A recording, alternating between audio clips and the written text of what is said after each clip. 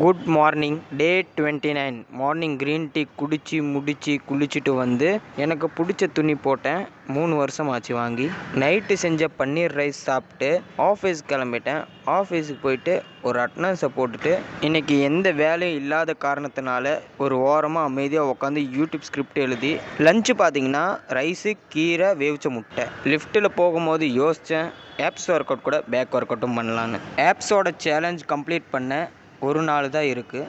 இந்த பயணத்தில் நிறைய பாடத்தை கற்றுக் கொடுத்துருக்குது. எனக்கு ரொம்பவும் சந்தோஷமாக இருக்குது. பேக் ஒர்க் அவுட் ரொம்பவே இன்டென்சிட்டி, மைண்டு மசில் கனெக்ஷனோட ரொம்பவும் நல்லாவே போச்சு ஒர்க் அவுட். வீட்டுக்கு வந்து சாப்பிட்டு ஃபேனோட கேப்பசிட்டரை மாற்றி ஃபேனை தொடச்சி நம்ம வீட்டு வேலை நம்ம தான் செஞ்சாகணும். ஓகே, பாய், குட் நைட்.